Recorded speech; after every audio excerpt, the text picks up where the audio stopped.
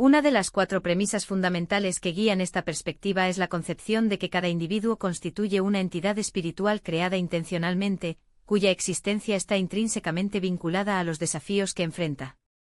Dichas pruebas no son evitadas por una fuerza divina más alta, ya que su propósito radica precisamente en ofrecer la oportunidad de demostrar, tanto a nosotros mismos como a nuestro Creador, la esencia de nuestra elección existencial. Mi nombre es Kellen Flukiger, y tengo el honor de participar en este espacio dedicado a las experiencias cuasi muerte en el podcast Life After Life. Le agradezco sinceramente la invitación para compartir una cuenta que trasciende los límites de lo ordinario, así como para reconocer el compromiso de aquellos que están dedicados a la producción de este programa. Una iniciativa que exige no solo un esfuerzo técnico, sino también un profundo compromiso afectivo con el tema. El hecho de que experimenté nunca podría ser anticipado. Aunque se escucha sobre los fenómenos de esta naturaleza, la creencia o la incredulidad, en su veracidad, persiste hasta que la experiencia se materializa en su propia trayectoria. En 2018 mi esposa y yo nos embarcamos en un viaje de crucero, una actividad hasta ahora inédita en nuestras vidas. Para comprender el contexto que precedió a este episodio, es necesario retroceder a un periodo anterior de mi existencia. Entre 1977 y 2007, desarrollé una carrera de 3 décadas en el sector energético, ocupando posiciones prominentes en los Estados Unidos y Canadá.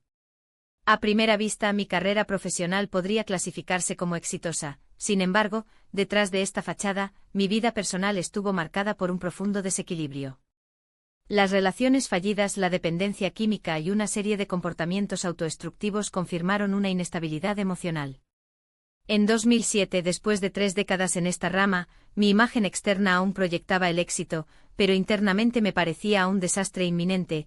Era soltero, suponiendo la creación de 4 de mis 10 hijos solos, mientras que los demás ya habían hecho sus propias familias o vivían con una de mis exesposas. Durante este tiempo mi consumo de cocaína alcanzó la marca absurda de $3.000 por semana, una adicción respaldada por un ingreso que, aunque alto, no fue suficiente para mitigar el daño causado por dicho estilo de vida. Era un colapso funcional, la apariencia de normalidad contrastaba con una realidad de autodestrucción. En agosto de ese año, al regresar del trabajo un viernes, me preparé para otro fin de semana de excesos. Sin embargo, un impulso inexplicable me llevó a encender la televisión, un acto inusual, ya que a pesar de tener un dispositivo grande adquirido más por conveniencia familiar que por interés personal, rara vez lo usaba. Al tratar de operar el control remoto, me di cuenta de que no era consciente de su funcionamiento básico, y era necesario solicitar la ayuda de mi hija de 16. Con un gesto de impaciencia, ajustó los comandos y, por casualidad, sintonizó un programa titulado Intervención. Para aquellos que no son familiarizados, es un reality show que retrata las intervenciones profesionales realizadas por familiares de individuos en dependencia química o conductual. Los expertos, ya sean terapeutas, consejeros o figuras religiosas, se convocan para mediar en una reunión en la que el dependiente se enfrenta a las consecuencias de sus acciones en un intento de inducirlo a buscar ayuda. Vi los primeros 10 minutos del episodio, en el que el protagonista, un ejecutivo de alto rango con problemas similares a los míos, negó con vehemencia su condición. La escena reflejó mi propia realidad con tanta precisión que, incomodidad, apagué el dispositivo y me alejé. Poco después, mientras me preparo para irme, sentí una compulsión incuestionable de regresar a la televisión. Al retroceder, me encontré con el mismo programa de reinicio, un fenómeno imposible, ya que no había una grabadora involucrada ni ninguna programación que justifique tal repetición. La experiencia por sí sola ya era inquietante. Esta vez vi el desarrollo completo de la intervención, que terminó de manera caótica. El individuo, después de negar su adicción y agresor verbalmente su familia, abandonó el lugar. El impacto de esos minutos fue tan profundo que, en lugar de irse a otra noche de exceso, ola directamente a la cama. Lo que siguió fue una experiencia que solo puedo describir como un descenso a un estado de conciencia infernal. Me encontré en un entorno que trascendía la realidad física, similar a un teatro oscuro, donde una pantalla mostraba escenas de mi propia vida, todo centrado en el sufrimiento. Las imágenes comenzaron en mi infancia, marcadas por violencia física sistemática, cuyo trauma generó una depresión no tratada que acompañaría mi existencia. Luego el daño que había causado, las mentiras, las relaciones destruidas, la negligencia como pareja y el padre, y la devastación resultante de la dependencia química. El tiempo parecía expandirse a medida que revivía esos episodios, cada uno acompañado de dolor indescriptible. Esto no fue una incomodidad, sino una agonía existencial que trasciende cualquier intento de verbalización. Después de un periodo que me pareció eterno, una voz resonó a mi derecha, estresando claramente: suficiente.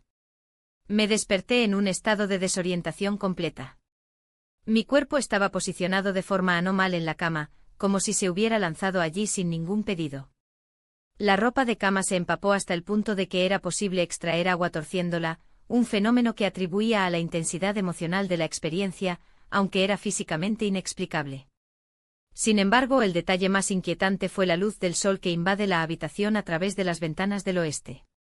Al revisar la hora, descubrí que eran las 5 en punto del sábado por la tarde. Había transcurrido 18 horas desde que me había acostado.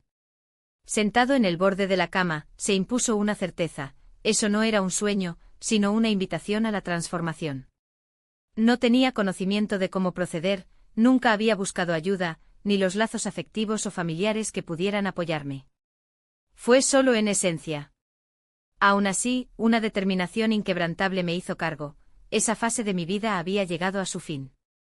En ese momento descarté unos $1000 en drogas que tenía e interrumpí el consumo abruptamente. Ese fue el primer milagro. La abstinencia, sin embargo, representaba solo el comienzo de un proceso mucho más largo. Aunque libres de sustancias, los patrones de auto-sabotaje, la depresión enraizada y los hábitos disfuncionales persistieron. El lunes siguiente volví a trabajar con la conciencia que necesitaba para reconstruir mi existencia de cero, aunque todavía no sabía cómo. En los 11 años entre 2007 y 2018, los 2 primeros o 3 se dedicaron a un intenso proceso de recuperación, terapia profesional, hospitalización en clínicas de rehabilitación y un esfuerzo sistemático para reestructurar mi vida. Solo después de esta fase inicial fue posible comenzar a vislumbrar un nuevo camino. Durante ese periodo de reconstrucción personal, surgió en mí un profundo anhelo de servir, por compartir con otros el conocimiento que estaba asimilando, las verdades sobre la transformación, el autoconocimiento y las posibilidades latentes de la existencia humana. Tales conceptos, aunque a veces reducidos a la jerga motivacional, me representaban una experiencia concreta y vital. Convencido de que mi trayectoria podría iluminar el camino de aquellos que enfrentaron desafíos similares, decidí dedicarme al papel de mentor, un facilitador de los procesos de cambio. Esta vocación no surgió del idealismo abstracto, sino de una necesidad íntima de dar sentido al sufrimiento experimentado y la superación gradual que siguió. Por lo tanto, en 2007 comencé un viaje que se extendería durante más de una década, marcado por la búsqueda incansable de transmitir, a través del entrenamiento y otras prácticas, los principios que me habían permitido reconstruir mi propia vida.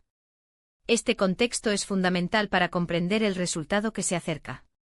En 2018, hace casi 7 años, si consideramos a June como una referencia, después de una década de trabajo intensivo, tanto personal como profesional, mi esposa, Joy, un detalle irónico y simbólico, dado el significado de su nombre, y decidí embarcarme en un viaje de crucero.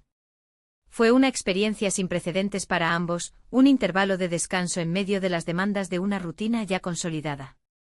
Sin embargo, lo que debería ser un momento de relajación se ha convertido en uno de los capítulos más críticos de mi existencia.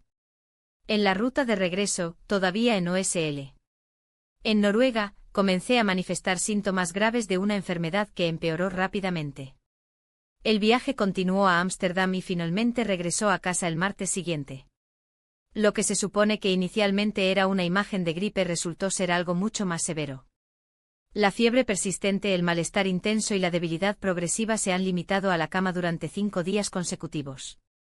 Hasta el viernes la gravedad de la situación se volvió innegable. Reacia pero consciente de la urgencia, me dirigí a una clínica de servicio inmediata, donde la recepcionista, mientras me firmaba, se retiraba visiblemente. Con una firmeza que denota alarma, ella determinó: no podemos servirle aquí. Ve directamente a la emergencia. Necesitan evaluarla ahora. Seguí sus instrucciones y, después de una serie de exámenes preliminares, me informaron que sería hospitalizado, aunque los médicos aún no tenían un diagnóstico definitivo. Mientras esperábamos los procedimientos de admisión, que se prolongaron durante horas, enviaron alegría a casa para poder cuidar a nuestros animales. La guía era que ella regresó el sábado por la mañana, cuando supuestamente teníamos más información. Sin embargo, lo que siguió fue subvertido cualquier expectativa. Ya era la noche cuando un médico entró en la habitación con una pregunta que resonó como una oración: ¿tenemos su permiso para intubarlo? ¿Adoptar todas las medidas necesarias para preservar su vida? La perplejidad me inmovilizó.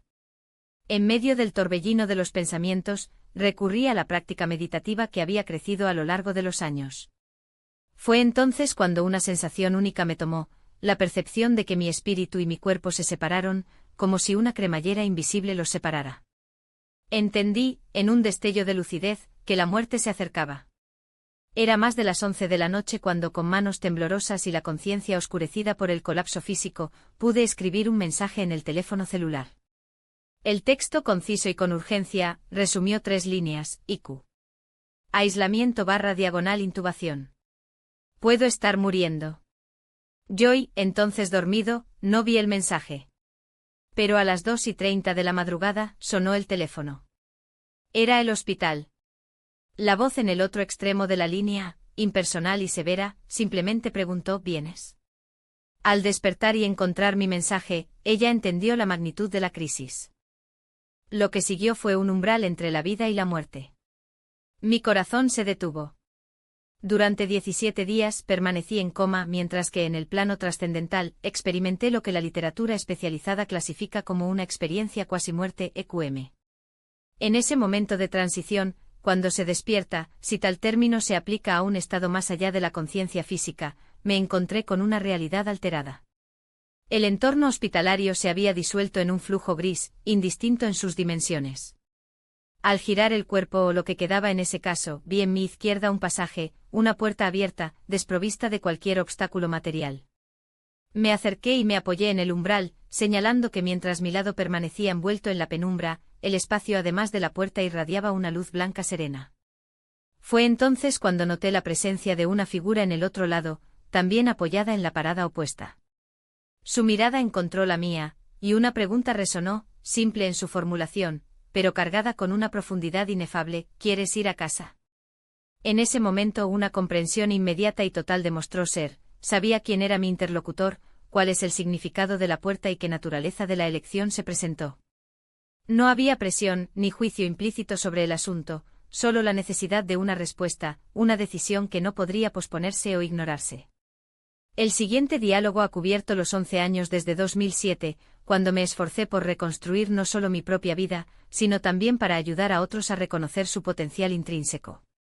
Discutimos mi trabajo como entrenador, los libros que había escrito y la esencia de mi enfoque: llevar a las personas a cumplir con su identidad auténtica, su creatividad latente y su poder personal, alentándolos a actuar en el mundo no como seres limitados por patrones mediocres, sino como manifestaciones de esencia divina. Después de un largo reflejo dije: no he terminado todavía. La respuesta fue lacónica: también. Estoy seguro de que fue en este momento que mi corazón fue revivido, aunque no sé la duración exacta de mi radio cardíaca. Lo que siguió, sin embargo, trascendió la lógica temporal. Todavía inmerso en el coma, volví a esa misma puerta al día siguiente, una certeza que, aunque irracional, persistió en mi memoria. Esta vez, la pregunta no era si permanecería, sino que continuaría. La conversación cayó sobre el propósito de mi trabajo, cómo ampliar su alcance, cómo profundizar su impacto. Fue entonces cuando experimenté una experiencia análoga a la descrita en Robert Zemeckis en Contacto con Contacto, 1997, en la que el protagonista, interpretado por Jodie Foster, recibe una transmisión del origen extraterrestre que desafía los límites de la comprensión humana.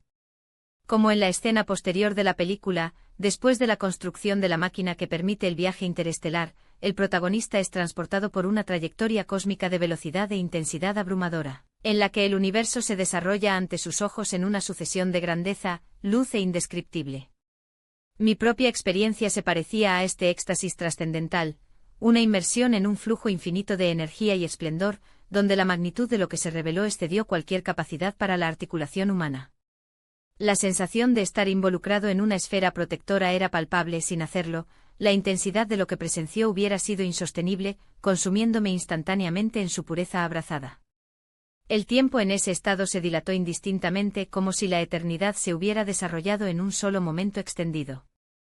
Cuando volví a ese umbral entre los dos dominios, me encontré sin aliento, no por agotamiento físico, sino por la sobrecarga de lo que había presenciado. Permanecí allí absorbiendo el peso de lo que se había quedado sin duda, 4 verdades fundamentales, registradas en mi conciencia con una certeza que trasciende la razón. El primero de ellos fue la naturaleza intencional y divina de cada ser humano. No hay posibilidad en nuestra existencia, somos creaciones deliberadas, formadas con un amor y propósito inapelables. Esta convicción fue impregnada conmigo con absoluta claridad, libre de cualquier sombra de duda. En segundo lugar, entendí que cada individuo trae consigo una misión, un propósito por el cual no solo consentimos cumplir, sino que aceptamos con entusiasmo incluso antes de encarnar este avión. La tercera verdad reveló que todos tenemos inherentemente los dones y capacidades necesarias para lograr esta misión, así como para disfrutar plenamente del proceso. Finalmente, la cuarta certeza aseguró que toda la ayuda que necesitamos, ya sea en este lado de la existencia, estar más allá de ese umbral, está disponible, accesible para aquellos que buscan con sinceridad. Reflexionando sobre tales revelaciones, me dirigí a él con una pregunta que quemó en mi espíritu: si todo esto es cierto, ¿por qué nos contentamos con las migajas? No sé si en la economía celestial, la concisión se valora como virtud, pero la respuesta se ha transmitido en 4 palabras, pronunciada con una serenidad que resonó como un veredicto: ¿por qué no crees? La declaración no requirió réplica. Absorbí su significado en silencio como estructura, un marco conceptual, comenzaba a delinear en mi mente, un método para transformar las creencias limitantes que nos encarcelan. De este entendimiento nacieron 2 obras. El primero, titulado Finding Dios en la Puerta, sistematiza la totalidad de la experiencia que acaba de informar, incluidos cada detalle de esos diálogos y revelaciones. Cuando lo presenté al proyecto, me miró con una expresión que parecía contener tanto el aliento como un desafío sutil: ¿estás seguro? La pregunta me destruyó. ¿Soy estúpido? ¿Dejé algo esencial? ¿Estoy haciendo una cita más allá de mis habilidades? Examinamos la propuesta desde todos los ángulos posibles, hasta que, después de un diálogo exhaustivo, dije con convicción: sí, estoy seguro. Un silencio elocuente selló el acuerdo y sabía, sin palabras, que ese capítulo había terminado. Si ese diálogo marcó los primeros 3 días de mi estadía en ese estado preliminar, 14 días después salí del coma. Las primeras palabras que pronuncié fueron un intento de articular el marco de ese libro, temiendo que las enfermeras me pensaron delirante. Mi esposa, que me había visitado diariamente durante horas, escuchó todo con atención que trascendía el escepticismo. Para mi sorpresa, que informó no sonó como Deidream, semanas después, ya. Desde la UCI el jefe del Departamento de Enfermedades Infecciosas se me acercó y con un tono que mezcla curiosidad y respeto, declaró: cuando te vas de aquí, necesito volver para decirme qué viste. Lo que había compartido con el equipo médico había resonado con una claridad tan contundente que había despertado un interés genuino. Esta, por lo tanto, fue la esencia de la experiencia. Pero, persiste una pregunta recurrente: ¿Dios nos puso a prueba? No creo que la divinidad busque activamente formas de infligir sufrimiento o someterse a pruebas arbitrarias. La imagen de un ser que caprichosamente decide: hoy castigaré así, y entonces es extraña para el entendimiento que adquirí. Lo que sé, o más bien, lo que reconozco como una verdad innegable, es que somos seres creados intencionalmente, dotados de una naturaleza divina. Y así como el crecimiento físico requiere resistencia, como el músculo que se fortalece al aumentar los pesos, el desarrollo espiritual exige desafíos. El mundo en su propia constitución ofrece resistencia suficiente, desde el clima natural hasta las acciones humanas, ya sea el resultado de la negligencia, la malicia o la simple imprevisibilidad de la existencia. No nos ahorramos estos ensayos porque su propósito no es punitivo sino formativo. Se trata de brindar oportunidades para, a través de nuestras elecciones, revelar quién decidimos ser para nosotros mismos y el Creador. Es fácil proclamar virtudes en circunstancias favorables, la prueba real radica en mantenerlos cuando la adversidad se presenta. Un conductor ebrio que choca con nosotros, una guerra que estalla en nuestro territorio, o incluso las vicisitudes cotidianas, ninguna de estas ocurrencias es, en sí misma, un juicio divino. Son simplemente manifestaciones de la condición humana, y lo que importa no es el evento en sí, sino nuestra respuesta a ello. Esto nos lleva a su pregunta anterior sobre predicciones. En última instancia, no importa lo que se reserva el futuro. Cualquiera sea el escenario, si vivimos 50, 80 o 100 años, que define nuestra esencia no son las circunstancias externas, sino las decisiones que tomamos dentro de ellas. Un individuo nacido en la pobreza, que lucha por la subsistencia, tiene sus propias decisiones significativas como las de alguien rico, cuya lucha puede ser de naturaleza moral o existencial. El hambre no confiere automáticamente la nobleza de carácter, así como la riqueza no exime a nadie de responsabilidad ética. En cualquier caso, somos juzgados por lo que hacemos con lo que se nos da, o se lo niega. En este sentido, las profecías apocalípticas o los VAT sobre el destino de la humanidad pierden relevancia. Si las escrituras judías cristianas u otras tradiciones espirituales anuncian un fin de tiempos lleno de cataclismos, no altera el núcleo de la pregunta, nuestro enfoque debería estar en el ahora. El mundo seguirá su curso con sus guerras, su clima y su injusto, pero depende de cada uno de nosotros decidir qué tipo de ser humano surgirá de este contexto. Estas opciones, y solo ellos, son el legado que llevaremos cuando volvamos al origen. En cuanto a las escrituras que menciona, muchas de ellas estaban compuestas en un momento en que el lenguaje. Aunque muchas de las escrituras sagradas se han escrito milenios durante 2 o 3 mil años, es innegable que varios de sus informes parecen encontrar correspondencia en los fenómenos contemporáneos. Los terremotos, los desastres naturales, los conflictos belicosos y la persistente amenaza de las guerras, todos estos elementos, de hecho, se registran en sus páginas con precisión que desafía el tiempo. Sin embargo, no es para cronologías o profecías deterministas, ya que dicho ejercicio va más allá del alcance de la reflexión. Sin embargo, lo que se observa es una intensificación notoria. La frecuencia, la magnitud y la complejidad de estos eventos sugieren una aceleración cuyos contornos son similares a las descripciones milenarias. Dado este escenario, surge una pregunta inevitable: ¿sería testigo de los últimos actos de una época? Las narrativas ancestrales se pueden interpretar a la luz de hoy, y cada individuo es libre de extraer sus propias conclusiones sobre su significado final. Sin embargo, lo que parece indiscutible es la sensación de que abordamos un resultado, o tal vez una transición.